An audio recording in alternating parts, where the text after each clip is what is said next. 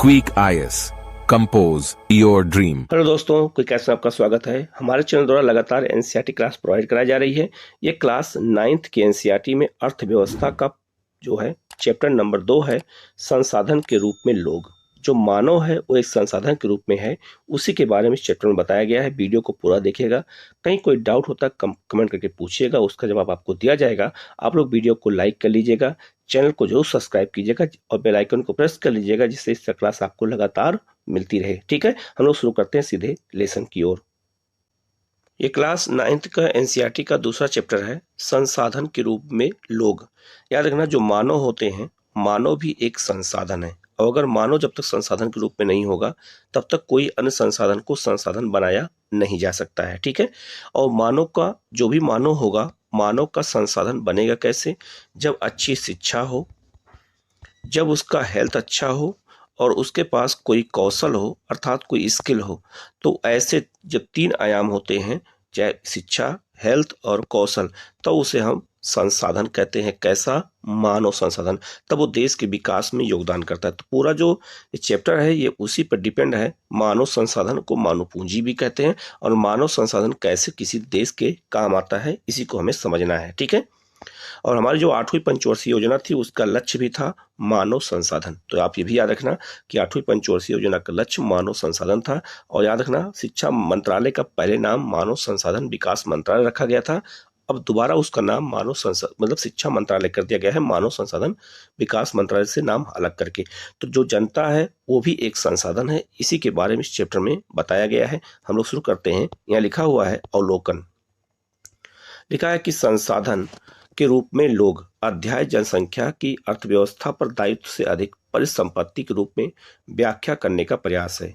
जब शिक्षा, प्रशिक्षण और चिकित्सा सेवाओं में निवेश किया जाता है तो वही जनसंख्या मानव पूंजी में बदल जाती है। आप यहाँ देखिए, शिक्षा मैंने बताया आपसे, प्रशिक्षण मतलब हो गया आपका कौशल, स्किल डेवलपमेंट, और चिकित्सा मतलब जो है स्वास्थ्य। ये तीनों चीजें जब हो जाती हैं तो इसी को मानव पूंजी कहते हैं, और इसी को हम मानव संसाधन के रूप में जानते हैं।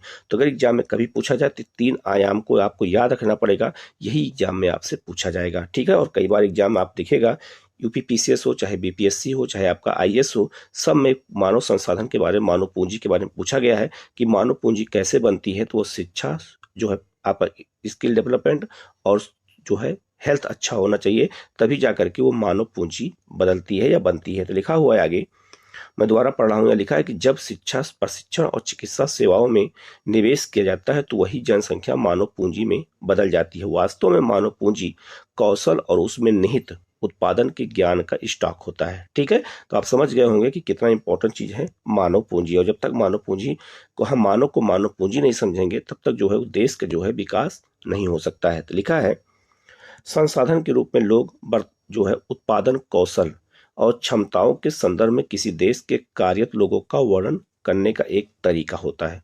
उत्पादक पहलू की दृष्टि से जनसंख्या पर विचार करना सकल राष्ट्रीय उत्पाद के सृजन में उनके योगदान की क्षमता पर बल देता है। याद रखना, जो उत्पादन के रूप में जो अगर विचार किया जाए जनसंख्या के सकल घरेलू उत्पादन में सबसे बड़ा योगदान किसका होता है? तो याद रखना उत्पादन का होता है, और उसमें संसाधनों की बहुत बड़ी भूमिका होती है। आगे लिखा है, दूसरे संसाधनों की भांति ही जनसंख्या भी एक संसाधन है। तो याद रखना, किसी भी देश की जो जनसंख्या है वो उस देश की का संसाधन माना जाता है। अगर जनसंख्या ही नहीं रहेगी तो वो संसाधन के रूप में वो देश आगे नहीं बढ़ सकता है। तो इसीलिए किसी भी देश के लिए याद रखना, जनसंख्या क्या माना जाता है? एक संसाधन के रूप में माना जाता है। आगे लिखा है, एक मानव संसाधन या विशाल जनसंख्या का एक सकारात्मक पहलू है जिसे प्रायः उस वक्त अनदेखा कर दिया जाता था जब हम इसके नकारात्मक पहलू को देखते थे। याद रखना, जब जनसंख्या ज्यादा बढ़ जाती थी, जब अधिक जनसंख्या बढ़ती थी, तो उसको लोग जो है नकारात्मक दृष्टि से देखते थे। लेकिन नहीं, अगर जनसंख्या ज्यादा भी है तब भी कोई दिक्कत नहीं है। अगर इस जनसंख्या को हम मानव पूंजी में बदल दें तो हमारे लिए क्या हो जाएगा? एक संसाधन हो जाएगा। तो यह हमारी जनसंख्या, अधिक जनसंख्या का बढ़ना हमारे देश पर बोझ नहीं माना जाएगा। ठीक है, आगे लिखा है, जैसे भोजन, शिक्षा, स्वास्थ्य सुविधाओं की जनसंख्या तक पहुंच से संबंधित समस्याओं पर विचार करते समय जब इस विद्यमान मानव संसाधन को और अधिक शिक्षा और स्वास्थ्य द्वारा और विकसित किया जाता है, तब उसे हम मानव पूंजी निर्माण कहते हैं। याद रखना, जब हम जनसंख्या में शिक्षा, स्वास्थ्य और जो है प्रशिक्षण को अगर हम लागू कर देते हैं, शामिल कर लेते हैं, तो वही जो है मानव पूंजी निर्माण की प्रक्रिया क्या हो जाती है, शुरू हो जाती है, जो भौतिक पूंजी निर्माण की ही भांति देश की उत्पादन शक्ति में वृद्धि करता है। तो याद रखना, मानव अगर जो है ये आपका संसाधन है तो देश के विकास में महत्वपूर्ण भूमिका निभाता है।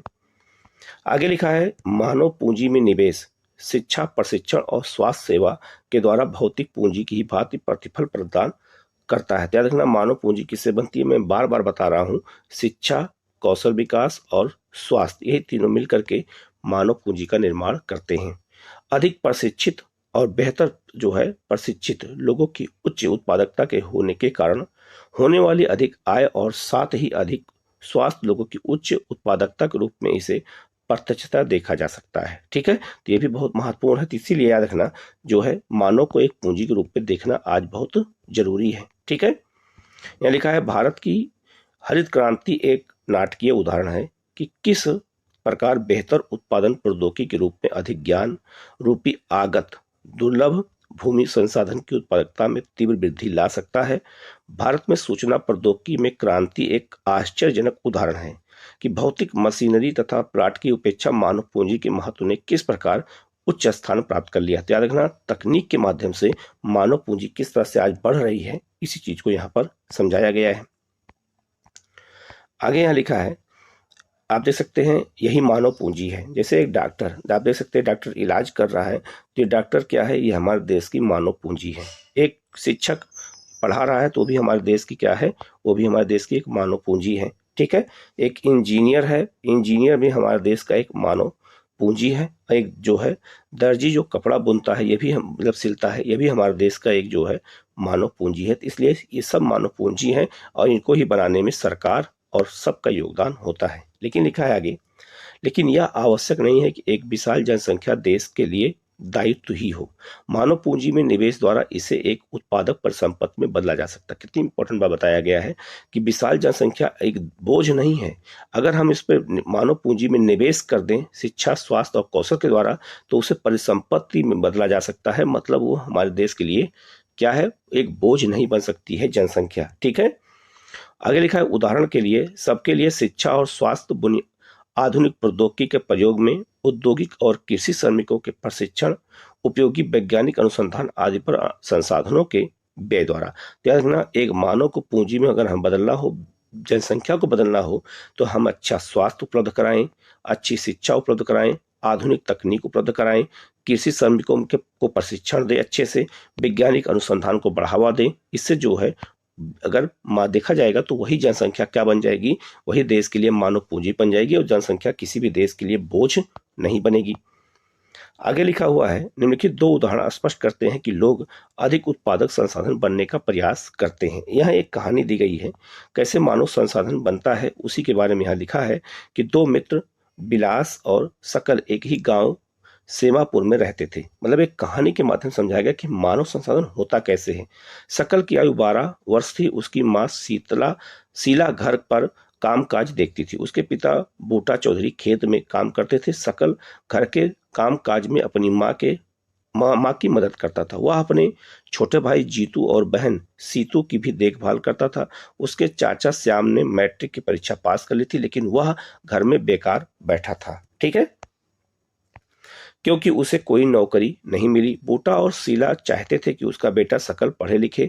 वह उस गांव के स्कूल में नाम लिखवाने के लिए जोर देते थे, जिसमें उसने शीघ्र प्रवेश पा लिया। उसने पढ़ना शुरू किया और उच्चतर माध्यमिक परीक्षा पास कर ली। उसके पिता ने उसे अपनी पढ़ाई जारी रखने के लिए राजी कर लिया। उन्होंने सकल के लिए कंप्यूटर के व्यावसायिक कोर्स में अध्ययन के लिए कर्ज ले लिया। ठीक है, सकल प्रतिभाशाली था और आरंभ से ही पढ़ाई में जो है रुचि थी। उसने बड़े लागत और उत्साह के से अपना कोर्स पूरा किया। कुछ समय के पश्चात उसे एक प्राइवेट फार्म में नौकरी मिल गई। उसने एक नए प्रकार के सॉफ्टवेयर को डिजाइन किया। इस सॉफ्टवेयर से फर्म को अपनी बिक्री बढ़ाने में सहायता मिली। उसके बॉस ने उसकी सेवाओं से प्रसन्न होकर उसे प्रोन्नति दी, मतलब उसे और प्रमोट कर दिया। तो मतलब कहने का मतलब इस कहानी से पता चला कि अगर किसी को अवसर दिया जाए तो वो कहीं भी बढ़ सकता है। तो उसके पिता ने उसको अवसर दिया, तो वो एक संसाधन बन गया, मानव पूंजी बन गया, और वो जो है एक बहुत बड़ा कंप्यूटर के रूप में क्या बन गया, सॉफ्टवेयर इंजीनियर बन गया। तो कहने का मतलब यह है कि किसी को भी मानव पूंजी में बदला जा सकता है, बस अच्छी शिक्षा, अच्छा स्वास्थ्य दे करके। ठीक है, आगे बिलास की कहानी दी गई है। तो अभी तक हम उसकी शकल की कहानी पढ़ते थे, अब हम बिलास की कहानी पढ़ेंगे। बिलास के बारे में क्या है, तो लिखा है बिलास 11 वर्ष का एक लड़का था। वह शकल के ही गांव में रहता था। बिलास के पिता महेश एक मछुआरे थे। बिलास जब केवल 2 वर्ष का था तो उसके पिता की मृत्यु हो गई थी। उसकी माँ गीता ने मछलियां बेचकर अपने परिवार का पालन पोषण किया। वह जमींदार के तालाब से मछलियां खरीदती और निकट की मंडी में बेचती थी।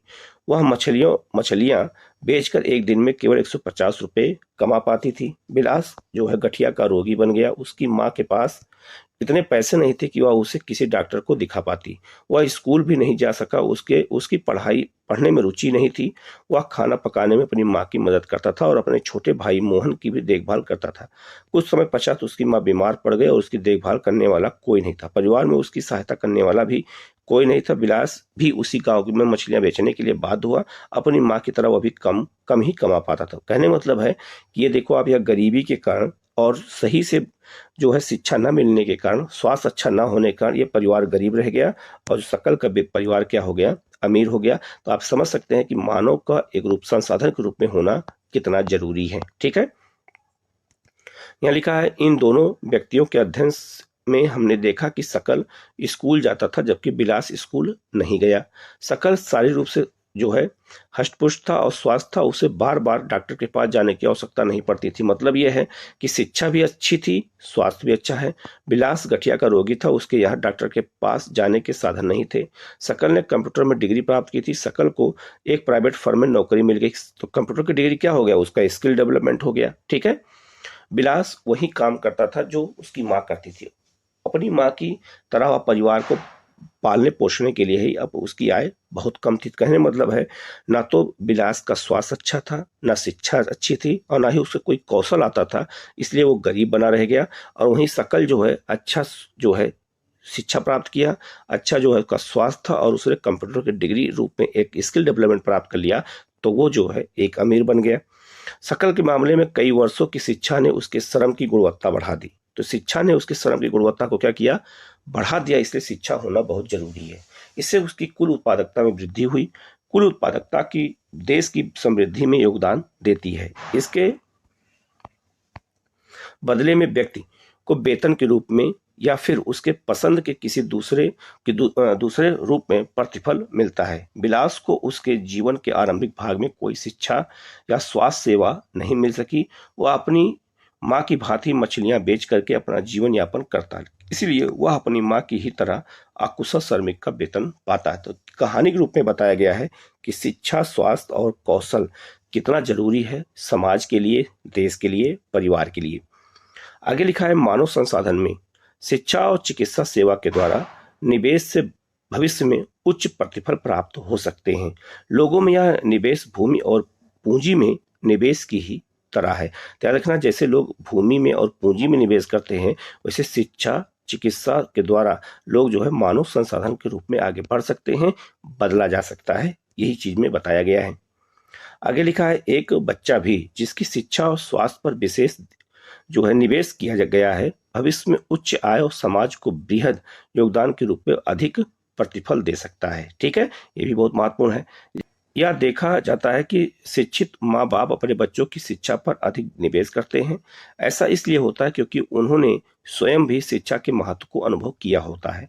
वह उचित पोषण और स्वास्थ्य के प्रति भी सचेत होते हैं। इसी प्रकार वह अपने बच्चों की स्कूली शिक्षा और अच्छे स्वास्थ्य की आवश्यकताओं का भी ध्यान रखते हैं। बिल्कुल सही बात है।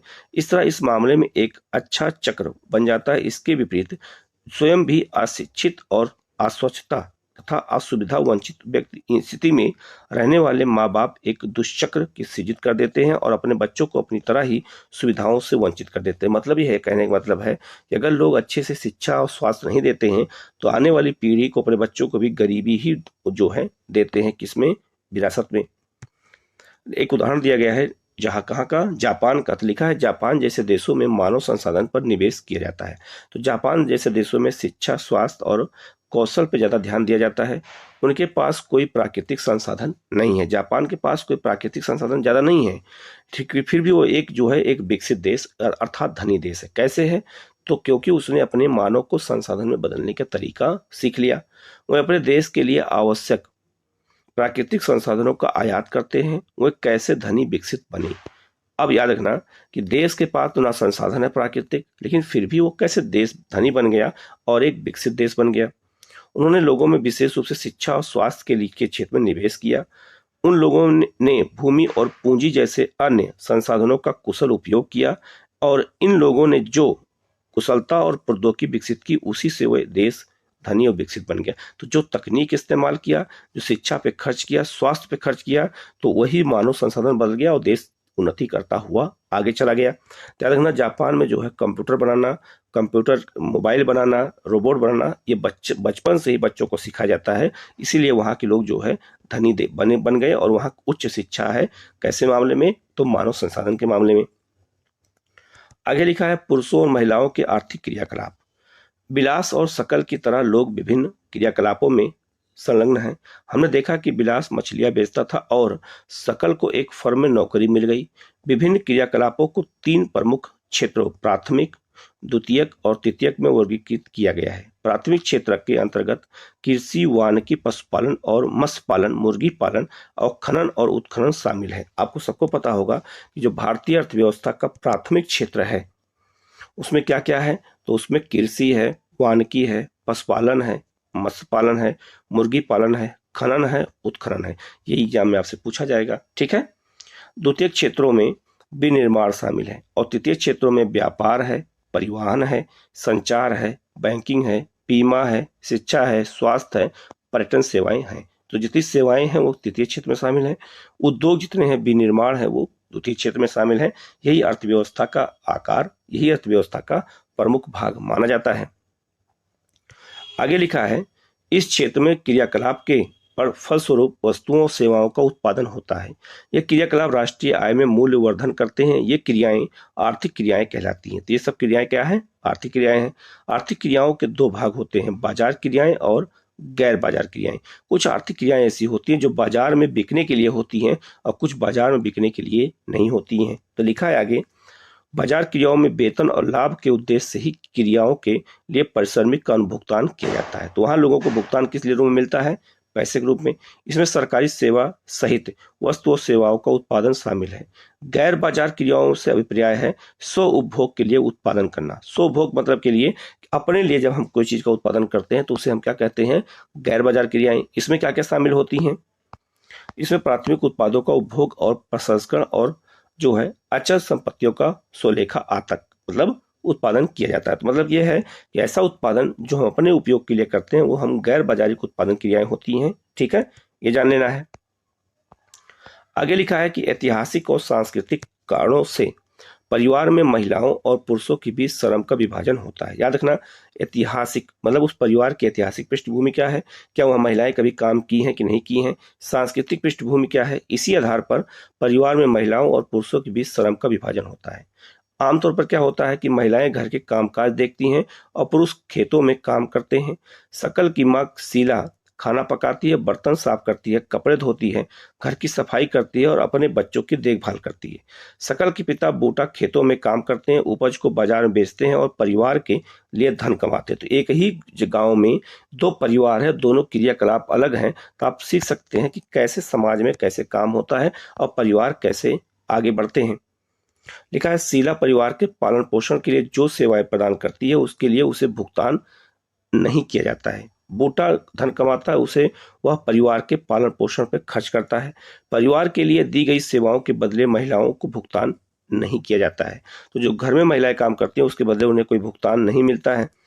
उनकी सेवाओं को राष्ट्रीय आय में शामिल नहीं किया जाता। ये क्वेश्चन आगे से पूछा गया था कि राष्ट्रीय आय में कौन सी सेवाएं शामिल नहीं होती हैं, तो जो महिलाएं घरों में काम करती हैं उसका कोई मूल्य नहीं होता है और राष्ट्रीय आय में शामिल नहीं होती हैं। आगे लिखा है, विलास की माँ गीता मछली बेचकर आय कमाती थी।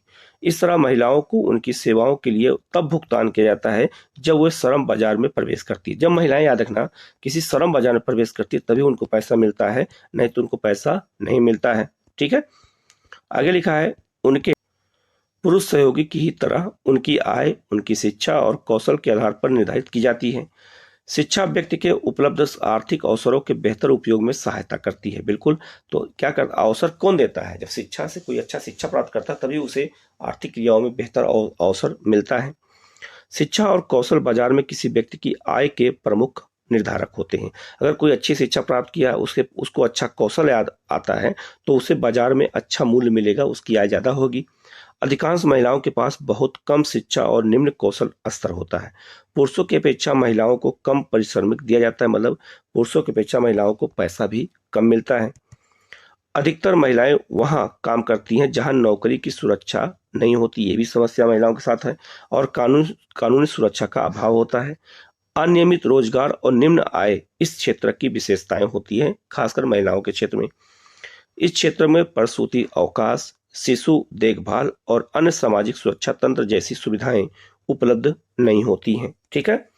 तथापि उच्च शिक्षा और उच्च कौशल वाली महिलाओं को पुरुषों के बराबर वेतन मिलता है। ठीक है। अगर कोई महिला उच्च शिक्षा प्राप्त की है, उसे उच्च कौशल पता है, तब पुरुषों के बराबर उसे वेतन मिलेगा, नहीं तो नहीं मिलेगा।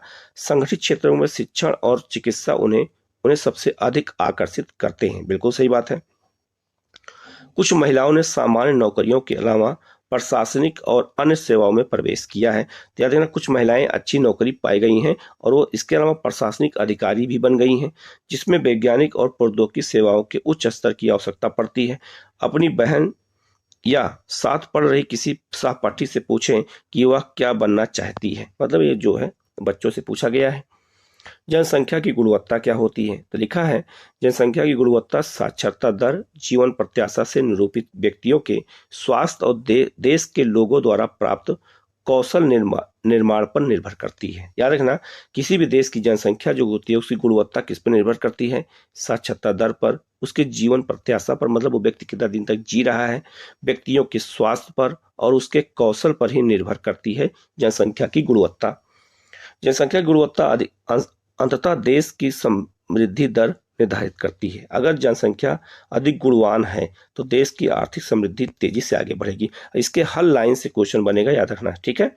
साक्षरता और स्वास्थ्य जनसंख्या परिसंपत्ति होती है। तो अच्छा साक्षर कोई व्यक्ति है, जनसंख्या है, अच्छी शिक्षा है, तो वो परिसंपत्ति हो जाएगी जनसंख्या, ये भी याद रखना। वो देश के ऊपर बोझ नहीं बनेगी। शिक्षा क्या है?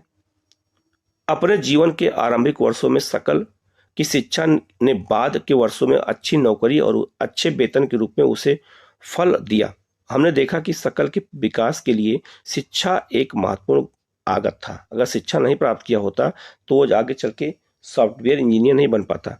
उसने उसके लिए नए क्षितिज खोले, नई आकांक्षाएं और जीवन के मूल्य विकसित किए। न केवल सकल के लिए बल्कि समाज के विकास में भी शिक्षा का योगदान है। यह राष्ट्रीय आय और सांस्कृतिक समृद्धि में वृद्धि भी करते हैं। प्रशासन की कार्य क्षमता बढ़ाती है। प्रारंभिक शिक्षा में सार्वजनिक पहुंच, धारण और गुणवत्ता प्रदान करने का प्रावधान किया गया है और इस मामले में लड़कियों पर विशेष जोर दिया गया है। प्रत्येक जिले में नवोदय विद्यालय जैसे प्रगति निर्धारक विद्यालयों की स्थापना की गई है। याद रखना, हर जिले में नवोदय विद्यालय भी होते हैं। बड़ी संख्या में हाई स्कूल के विद्यार्थियों को ज्ञान और कौशल से संबंधित व्यवसाय उपलब्ध कराने के लिए व्यावसायिक शाखाएं विकसित की गई हैं। आगे लिखा है, शिक्षा पर योजना परिव्यय पहली पंचवर्षीय योजना में 151 करोड़ रुपए से बढ़कर 11वीं पंचवर्षीय योजना में कितना हो गया? 3766.90 करोड़ रुपए हो गया। मतलब कहने का मतलब यह है कि जब पहली पंचवर्षीय योजना शुरू की गई थी तो 151 करोड़ रुपए खर्च हुआ किस पर? शिक्षा पर बहुत कम था। जो 11वीं पंचवर्षीय योजना बढ़ के कितना हो गया? 66 मतलब 3766.90 करोड़ रुपए हो गया। मतलब कहने मतलब है कि पैसे में कितनी बढ़ोतरी हुई, इसका मतलब शिक्षा के महत्व को समझा गया। सकल घरेलू उत्पादन के प्रतिशत के रूप में शिक्षा पर व्यय 1951-52 में 0.64% से बढ़ करके 15-16 में 3% हो गया। ठीक है, तो इसका मतलब है कि शिक्षा में इतना व्यय किया गया। इसके बाद अस्थायी रूप से कुछ वर्षों तक 3% रहा, अब आगे और बढ़ गया होगा। ठीक है, इससे साक्षरता दर 51 से 18% से बढ़ करके 2011 में 74% हो गई। इसका मतलब है कि शिक्षा पर निवेश किया गया तभी ये प्रतिफल हमें मिलता है। साक्षरता प्रत्येक नागरिक का न केवल अधिकार है बल्कि यह नागरिकों द्वारा अपने कर्तव्यों का ठीक प्रकार से पालन करने और अपने अधिकारों का ठीक प्रकार से लाभ उठाने के लिए अनिवार्य भी है। कितनी इंपॉर्टेंट बात बताई गई है कि साक्षरता का महत्व कितना है, हर नागरिक के लिए है। आगे लिखा है, यद्यपि जनसंख्या के विभिन्न भागों के बीच व्यापक अंतर पाया जाता है, महिलाओं की अपेक्षा पुरुषों में साक्षरता दर करीब 16.6% अधिक है। तो महिलाओं की तुलना में पुरुषों में साक्षरता दर क्या है, अधिक है। तो कम क्यों है महिलाओं में, ये भी एक अपने आप में बड़ा क्वेश्चन है। आगे लिखा है, और ग्रामीण क्षेत्रों की अपेक्षा नगरीय क्षेत्रों में साक्षरता दर करीब 16% अधिक है। 2011 के केरल के कुछ जिलों में साक्षरता दर 94% है, जबकि बिहार में 62% ही है। ठीक है, वर्ष 2013-14 के प्राथमिक स्कूल प्रणाली भारत के 8.58 लाख से भी अधिक गांव में फैली है। दुर्भाग्यवश स्कूल शिक्षा के इस विस्तार को शिक्षा के निम्न स्तर और पढ़ाई के बीच में छोड़ने की उच्च दर से ने कमजोर कर दिया है। याद रखना, बहुत सारे बच्चे बीच में स्कूल छोड़ देते हैं, ये सबसे बड़ी समस्या हमारे देश के लिए उत्पन्न हुई है। आगे लिखा है, 6 से 14 वर्ष आयु वर्ग के सभी स्कूली छात्रों को बच्चों को वर्ष 2010 तक प्राथमिक शिक्षा प्रदान करने की दिशा में सर्व शिक्षा अभियान एक महत्वपूर्ण चलाया गया। तो पूछा जाएगा सर्व शिक्षा अभियान कब चलाया गया, तो 2010 में 6 से 14 वर्ष के बच्चों को जो है स्कूली शिक्षा देने के लिए, क्योंकि हमारे देश में स्कूल बच्चे जाते हैं लेकिन वो रास्ते में बीच स्कूल में उसमें छोड़ के चले आते हैं। तो कोई 9th में फेल होकर, कोई 10th में, तो बीच स्कूल की शिक्षा पूरी नहीं करना एक बड़ी समस्या हमारे देश में है। कदम है, राज्यों, स्थानीय सरकारों और प्राथमिक शिक्षा सार्वभौमिक लक्ष्य को प्राप्त करने के लिए समुदाय की सहभागिता के साथ केंद्र सरकार की यह एक समयबद्ध पहल है। कौन सी? सर्व शिक्षा अभियान। इसके साथ ही प्राथमिक शिक्षा में नामांकन बढ़ाने के लिए मतलब कि प्राथमिक शिक्षा में जो रजिस्ट्रेशन होता है वो कम हो रहा है प्राथमिक शिक्षा में, तो उसको बढ़ाने के लिए सेतु पाठ्यक्रम और स्कूल लौटो शिविर प्रारंभ किए गए हैं। यही सब क्वेश्चन एग्जाम में आते हैं। कक्षा में बच्चों की उपस्थिति को बढ़ावा देने, बच्चों के धारण और उनकी पोषण स्थिति में सुधार के लिए दोपहर के भोजन की योजना क्रियान्वित की जा रही है, जिसे मिड डे मील कहते हैं। याद रखना, मिड डे मील का नाम हो गया प्रधानमंत्री पोषण योजना, ये भी याद रखना 2021 में बदल गया नाम। इन नीतियों से भारत में जो है शिक्षित लोगों की संख्या में वृद्धि हो सकती है। ये भी एक बहुत बड़ा कॉन्सेप्ट लाया गया, क्योंकि लोग अगर दोपहर का भोजन करेंगे तो इसी बहाने लोग स्कूल जाएंगे। ठीक है, तो ये उससे नामांकन दर में क्या हुई है, वृद्धि हुई है।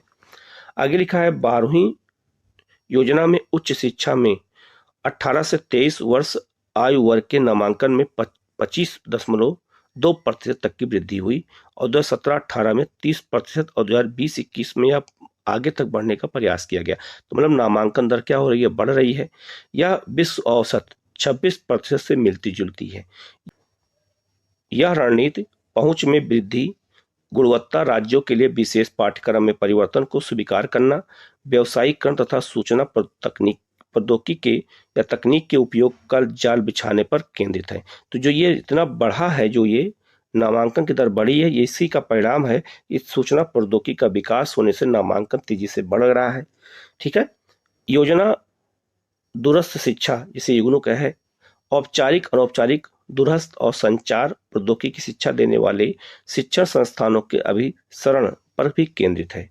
पिछले 50 वर्षों में विशेष क्षेत्रों में उच्च शिक्षा देने वाले शिक्षण संस्थानों और विश्वविद्यालयों की संख्या में महत्वपूर्ण वृद्धि हुई है। ये भी हुआ है कि 50 वर्षों में तेजी से स्कूल और विश्वविद्यालय तेजी से बढ़े हैं।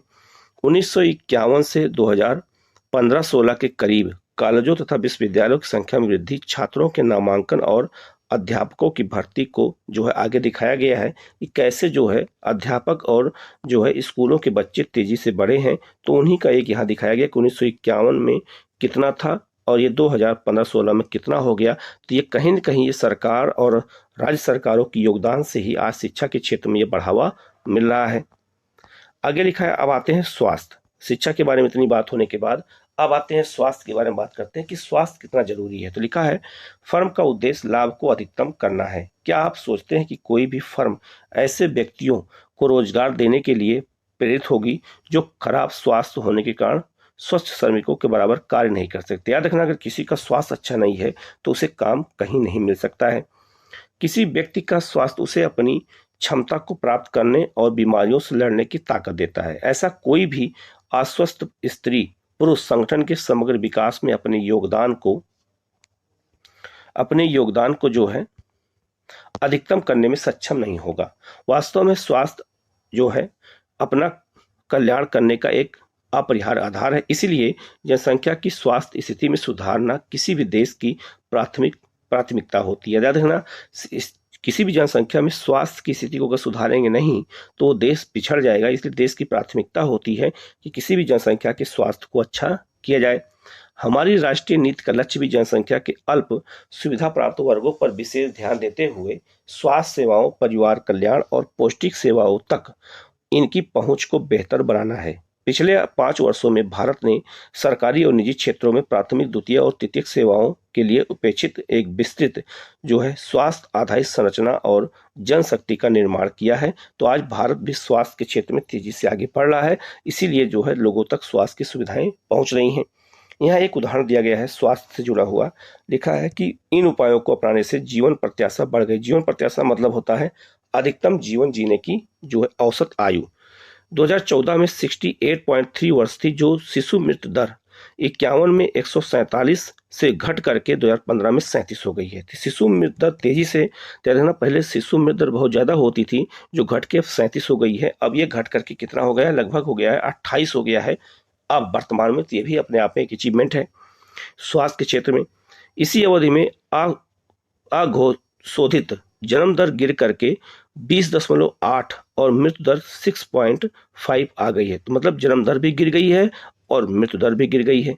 जीवन प्रत्याशा में वृद्धि और शिशु देखभाल में सुधार देश के आत्मविश्वास को भावी प्रगति के साथ आंकड़े के लिए उपयोगी है। याद रखना, अगर आज बच्चे या कोई नहीं मर रहा है स्वास्थ्य सुविधाओं में, इसका मतलब अच्छी बेहतरी हुई है।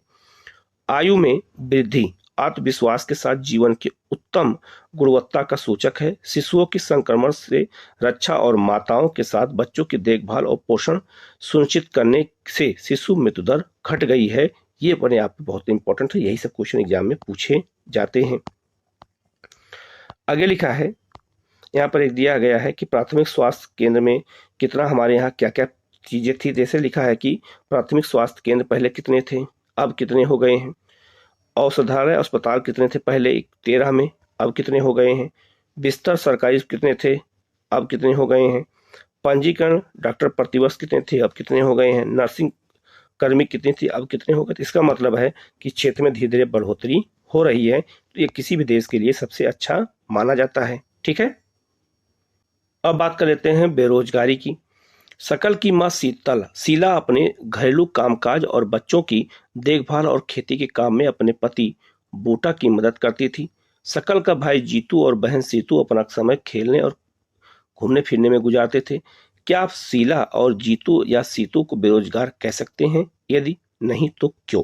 ठीक है, तो बेरोजगारी के बारे में बात किया गया। तो लिखा है, बेरोजगारी उस समय विद्यमान कही जाती है जब प्रचलित मजदूरी की दर पर काम करने के लिए इच्छुक लोग रोजगार नहीं पा सके। मतलब काम करने की इच्छा है लेकिन हमें रोजगार नहीं मिल रहा है, तो उसे हम बेरोजगार कहेंगे। यही परिभाषा का अर्थ है। ठीक है, कि काम करने की हमें इच्छा है लेकिन हमें काम नहीं मिल रहा है। यही सब क्वेश्चन एग्जाम में जब पूछा जाता है तो क्वेश्चन गलत हो जाते हैं।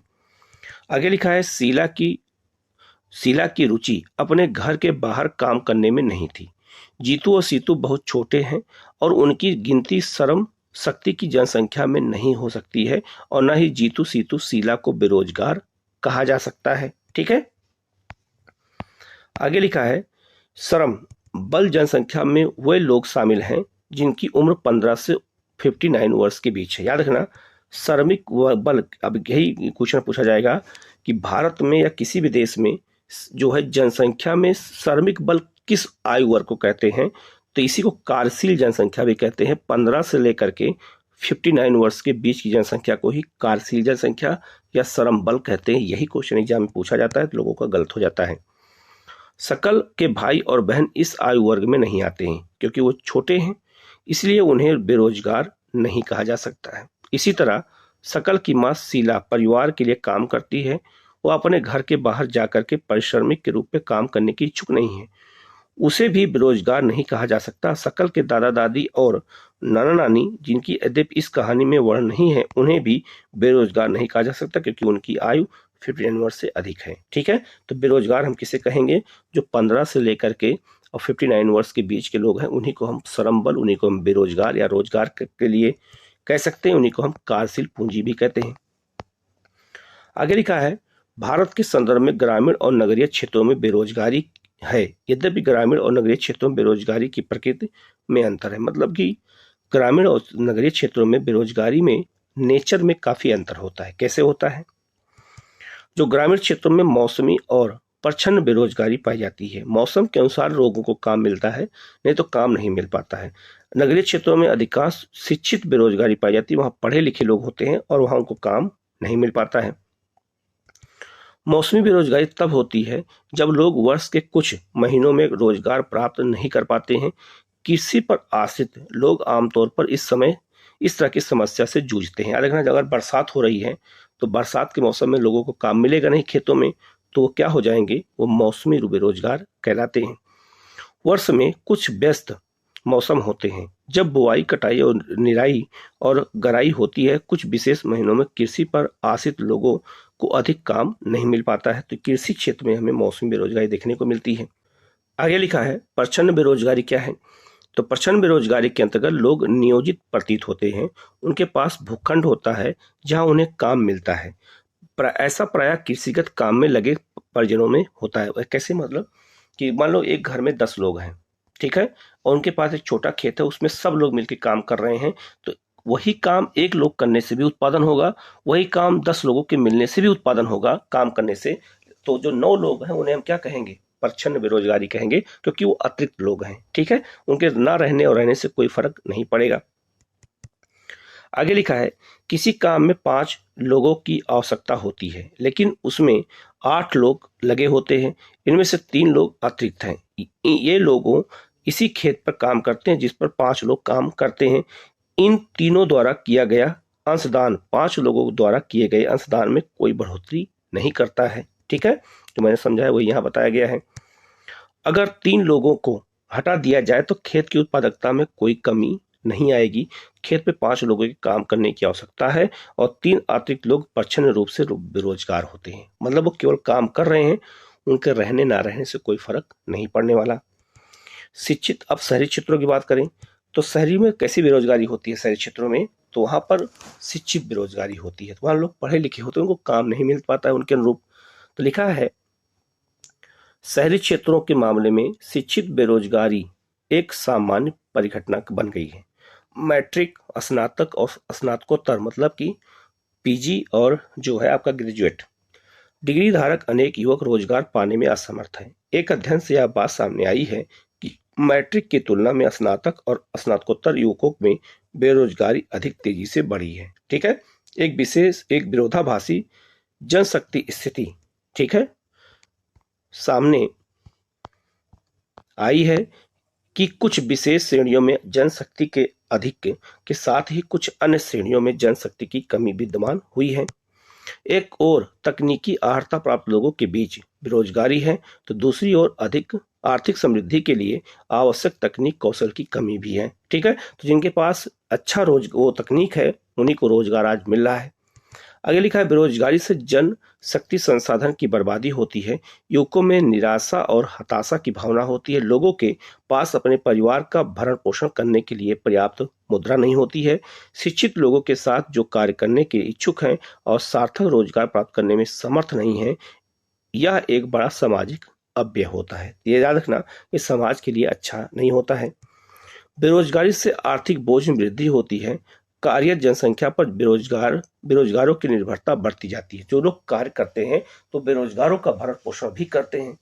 किसी व्यक्ति और साथ ही साथ समाज के जीवन की गुणवत्ता पर बुरा प्रभाव पड़ता है। जब किसी परिवार को मात्र जीवन निर्वाह स्तर पर रहना पड़ता है तो उनके स्वास्थ्य स्तर में एक आम गिरावट आ जाती है और स्कूल प्रणाली से अलगाव में वृद्धि भी होती है। ये भी बहुत बड़ी समस्या है बेरोजगारों के साथ।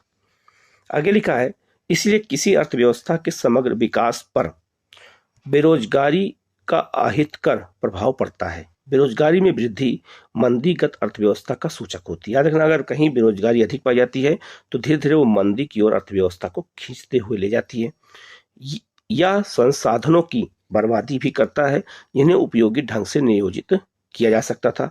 अगर लोगों को संसाधन के रूप में प्रयोग नहीं किया जा सकता तो स्वाभाविक रूप से अर्थव्यवस्था के लिए दायित्व बन जाएंगे, मतलब वो बोझ बन जाएंगे। आगे लिखा है, सांख्यिकी रूप से भारत में बेरोजगारी की दर निम्न है। बड़ी संख्या में निम्न आय और निम्न उत्पादकता वाले लोगों की गिनती जो है नियोजित लोगों में की जाती है। वह पूरे वर्ष काम करते प्रतीत होते हैं, लेकिन उनकी क्षमता और आय के हिसाब से यह उनके लिए पर्याप्त तो नहीं होता है। वह काम तो कर रहे हैं, पर ऐसा प्रतीत होता है कि वे काम पर थोपे हुए हैं, मतलब उनको काम जबरदस्ती मिला हुआ है। इसलिए शायद वे अपने पसंद का कोई अन्य काम करना पसंद करते हैं। गरीब लोग बेकार नहीं बैठ सकते, वे किसी भी काम में जुट जाना चाहते हैं, चाहे उनसे कितनी भी कमाई हो। अपनी इस कमाई से वे किसी तरह जीवन यापन करते हैं। मतलब कहने का मतलब है कि पढ़े लिखे लोगों को कोई भी रोजगार दिया जाए वो नहीं करेंगे, ठीक है। लेकिन जो गरीब लोग हैं, जो पढ़े लिखे नहीं हैं, उनको कोई भी काम दिया जाए वो कर लेंगे, क्योंकि उनको अपना जीवन निर्वाह करना है।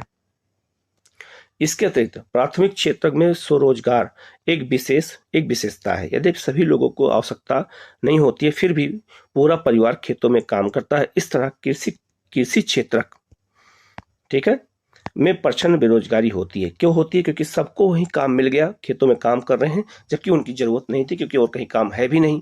लेकिन जो भी उत्पादन होता है उसमें पूरे परिवार की हिस्सेदारी होती है।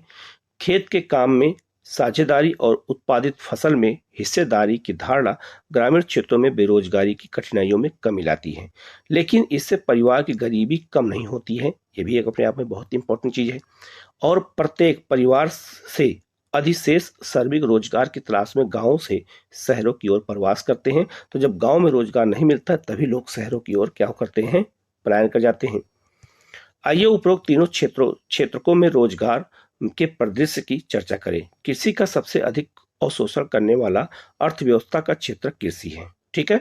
पिछले वर्षों में पूर्व चर्चित प्रचंड बेरोजगारी के कारण कृषि पर जनसंख्या की निर्भरता में कुछ कमी आई है। कृषि अधिशेष श्रम का कुछ भाग द्वितीयक और तृतीयक क्षेत्रों में चला गया। मतलब कि जो खेतों में काम नहीं पाए वो कहाँ चले गए? द्वितीयक और तृतीयक क्षेत्रों में चले गए। द्वितीयक क्षेत्र में छोटे पैमाने पर होने वाले विनिर्माण में श्रम का सबसे अधिक अभिशोषण है। तृतीयक क्षेत्र में जैव प्रौद्योगिकी, मतलब तकनीकी, सूचना तकनीकी आदि सरीकी विभिन्न नई सेवाएं सामने आ रही हैं। तो इससे जो है नया बदलाव हो रहा है। तो इसीलिए लोग कृषि से निकल करके और द्वितीयक और तृतीयक क्षेत्रों में भाग रहे हैं। ये अपने आप में बहुत महत्वपूर्ण है, ठीक है। इसके बाद आइए यह जानने के लिए एक कहानी पढ़ें। जैसा कि लोग अपने गांव की अर्थव्यवस्था के लिए परिसंपत्ति बन जाते हैं। तो गांव की एक कहानी दी गई है, इसको पढ़ना जरूरी, क्योंकि हमें इसी से समझ में आएगा कि क्या बातें कही गई हैं। एक गांव था जिसमें अनेक परिवार रहते थे। प्रत्येक परिवार इतना उपज लेता था कि उससे उनके सदस्य खा पी सके। परिवार के सदस्य अपने कपड़े बुनते, अपने बच्चों को पढ़ाते और इस तरह प्रत्येक परिवार अपनी आवश्यकताएं पूरी स्वयं कर लेता था। इनमें से एक परिवार ने अपने एक बेटे को कृषि विश्वविद्यालय में जो है भेजने का फैसला किया। लड़के को निकट के कृषि महाविद्यालय में प्रवेश मिल गया। कुछ समय पश्चात वह कृषि इंजीनियर की योग्यता प्राप्त कर गांव वापस लौट आया। वह इतना सृजनात्मक निकला कि उसने एक उन्नत किस्म के हल का नमूना तैयार किया जिससे गेहूं की उपज में वृद्धि हो गई। इस तरह गांव में एग्रो इंजीनियरिंग का एक नया काम सृजित हुआ और वही उसकी पूर्ति हुई। गांव के उस परिवार ने अपनी अधिशेष फसल निकट के गांव में बेच दी। उन्हें इससे अच्छा लाभ हुआ जिसे उन्होंने आपस में बांट लिया। इस सफलता से प्रेरित होकर के कुछ समय पश्चात गांव के सभी परिवारों ने एक बैठक की। वे अपने बच्चों के लिए भी बेहतर भविष्य चाह रहे थे। ठीक है, उन्होंने पंचायत से गांव में एक स्कूल खोलने का अनुरोध किया और उन्होंने पंचायत को विश्वास दिलाया कि वे सभी अपने बच्चों को स्कूल में भेजेंगे। पंचायत ने सरकार की मदद से एक स्कूल खोल दिया। निकट के कस्बे से एक शिक्षक की नियुक्ति की गई। इस गांव के सभी बच्चे स्कूल जाने लगे। मतलब देखो कैसे बदलाव गांव में हो रहा है केवल एक व्यक्ति के प्रयास से। ठीक है, कुछ समय पश्चात गांव के एक ही परिवार ने अपनी एक लड़की की सिलाई का प्रशिक्षण दिलाया। वह गांव के सभी लोगों के लिए कपड़े सिलने लगी, क्योंकि अभी सभी लोग अच्छे ढंग से सिले कपड़े पहनना चाहते थे। मतलब सब लोग चाहते भी थे। आगे लिखा है, इस तरह दर्जी का एक नया काम सृजित हुआ। इसका एक और सकारात्मक प्रभाव यह हुआ कि किसानों का कपड़े खरीदने के लिए दूर जाने में लगने वाला समय अब बचने लगा। तो कहने मतलब एक गांव में कैसे लोगों के अंदर बदलाव किया जा सकता है, ये उसी के बारे में बताया गया है। आगे लिखा है कि किसान खेतों में अधिक समय लगाने लगे, इसीलिए उपज बढ़ गई। यह समृद्धि का प्रारंभ था। किसानों के पास उपभोग से अधिक वस्तुएं थी। अब वे अपने उत्पादन उन लोगों को बेच सकते थे जो उनके गांव के बाजार में आते थे। समय के साथ वह गांव जहां प्रारंभ में किसी नए काम का औपचारिक रूप से कोई अवसर नहीं था, शिक्षक, दर्जी, एग्रो इंजीनियर और अन्य तरह के लोगों से परिपूर्ण हो गया। यह एक साधारण गांव की कहानी थी जहां मानव पूंजी के उठते स्तर ने उसे जटिल और अधिक जो है आर्थिक क्रियाकलापों के स्तर के रूप में विकसित कर दिया। मतलब कहने का मतलब है गांव की कहानी बताया गया है कि गांव में कैसे बदलाव के द्वारा पूरे गांव के अर्थव्यवस्था को बदला जा सकता है, उसी को कहानी के रूप में यहाँ बताया गया है। तो इस कहानी से मद आप समझ सकते हैं कि किसी भी गांव की अर्थव्यवस्था को बदला जा सकता है केवल शिक्षा, स्वास्थ्य और मानव कौशल के द्वारा। ठीक है, तो इस चैप्टर में जो इंपॉर्टेंट थी मैंने बता दिया है। कहीं कोई डाउट होता है कमेंट करके पूछिएगा, उसका जवाब आपको दिया जाएगा। नेक्स्ट वीडियो इसके आगे का आपको आगे अगला वीडियो मिलेगा। आप लोग चैनल को सब्सक्राइब कर लीजिएगा, बेल आइकन को जरूर प्रेस कर लीजिएगा, जिससे इस तरह क्लास आपको लगातार मिलती रहे। ठीक है, ओके, थैंक यू।